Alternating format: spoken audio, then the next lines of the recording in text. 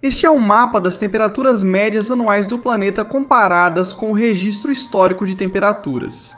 Para isso, são calculadas todas as temperaturas registradas ao longo do ano em todas as regiões da Terra. É feita a média anual de cada local ou pixel e, por fim, essa média anual é comparada com a média obtida entre os anos de 1951 e 1980.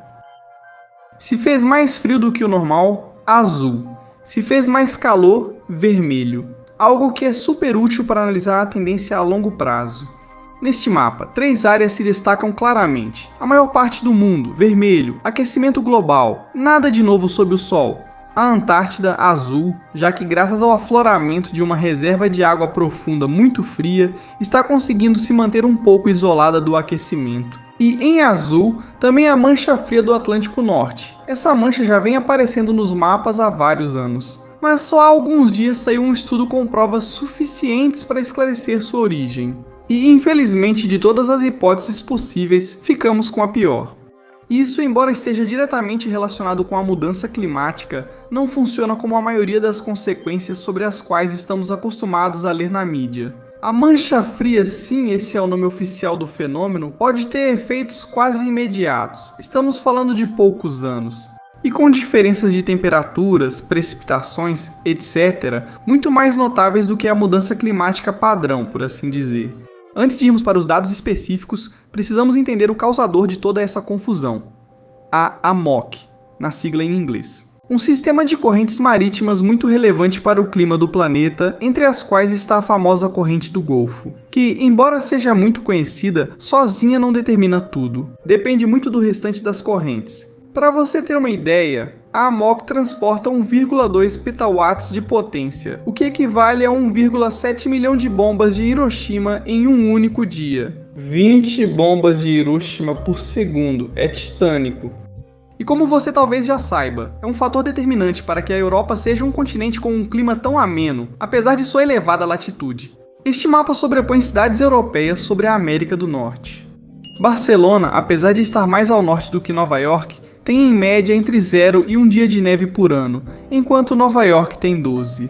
E em Barcelona quase nunca a neve acumula. A última nevada mais ou menos decente foi em 2010, quando o Instagram ainda nem existia. Em Nova York isso acontece várias vezes por ano. E olha que a cidade americana é mais ao sul do que a catalã. Embora a comparação mais espetacular de todas seja entre o porto russo de Murmansk, a 68 graus de latitude, e o porto canadense de Churchill, na Baía de Hudson, a 59 graus. O russo, muito mais ao norte do que o canadense, literalmente dentro do Círculo Polar Ártico, não fecha nem nos meses mais frios do ano.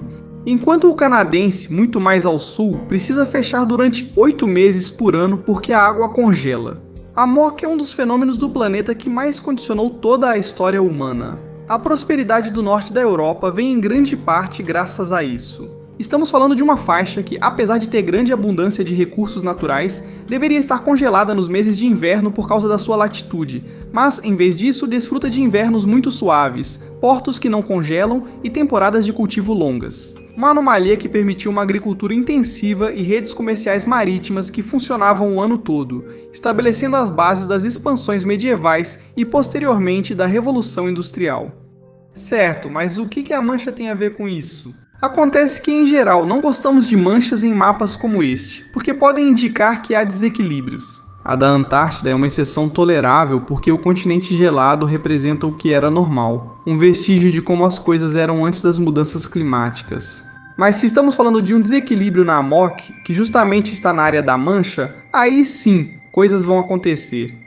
Vale destacar que desde o surgimento da mancha, a principal hipótese para explicá-la não era a AMOC, mas sim outra bem diferente, a de mudanças nos padrões atmosféricos. Como, por exemplo, o fato de que o aumento do número de nuvens nessa região do oceano teria bloqueado a radiação solar e resfriado a superfície. Mas é aqui que entra o estudo de alguns dias atrás.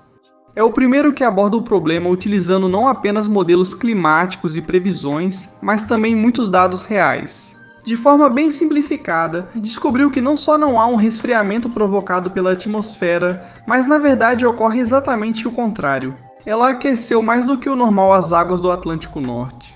Se mesmo assim apareceu uma mancha fria, a única alternativa é que a Amok se enfraqueceu severamente e seu colapso pode ser iminente.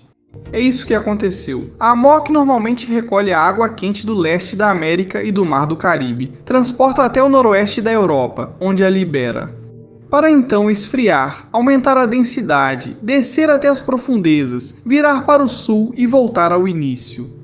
É importante que você entenda que é um ciclo fechado. O que aconteceu nos últimos anos? Bem, a água doce proveniente do derretimento da Groenlândia e do gelo polar alterou bastante a densidade da água nessa região. Lembremos que a água salgada e a água doce têm densidades diferentes. Isso alterou bastante a mecânica da corrente, que é baseada justamente nesse delicado equilíbrio de densidades. Além disso, a atmosfera, que como acabamos de ver, esteve mais quente, alterou ainda mais essa densidade ao aquecer a água. Essencialmente, ambos fatores impediram que a água aumentasse de densidade para poder descer durante vários anos. Isso provoca uma interrupção da corrente que ao enfraquecer desacelera, e por isso não tem força suficiente para levar o calor até a Europa. Por isso, a longo prazo, a região da Mancha esfria e vemos ela aparecer nos mapas de anomalias, já que durante décadas esteve recebendo água quente e agora de repente não recebe mais. O ponto mais delicado é que as correntes marítimas são como rios. Se forem interrompidas em algum ponto, tudo transborda e o curso muda ou se perde para sempre. Para sempre. Até alguns dias atrás, todo esse cenário era uma hipótese, pois não sabíamos se era isso mesmo que estava causando a mancha. Agora é uma realidade. Mas como a mancha já vem ocorrendo há anos, o risco de colapso iminente é maior do que quando começou a se formar. A Amok está há anos sem conseguir fluir normalmente, e isso cresce de forma exponencial. Uma vez que o colapso é desencadeado, tudo acontece muito rápido. Quão rápido e grave exatamente? Como esse estudo acabou de sair do forno, ainda não houve pesquisas que recalculassem as previsões que já tinham sido feitas com essa nova realidade. Há especialistas que situam isso a partir de 2100, mas outros dizem que pode acontecer em meados deste século. Se esse for o caso, quase todos nós vamos viver isso. Com a Amok colapsada, as temperaturas da Europa despencam. Oslo, a capital da Noruega, passa de mínimas de 15 graus no inverno para menos 48 graus. E em 46% do ano, quase metade, as máximas não passam dos 8 graus. Algo muito parecido acontece em toda a Escandinávia. Mais ao sul, na capital escocesa, Edimburgo, as mínimas passam de 1 grau positivo para menos 30. O gelo marinho chegaria até a Bélgica, até mesmo a França, e assim por diante. E isso não seria tudo, afeta o mundo inteiro.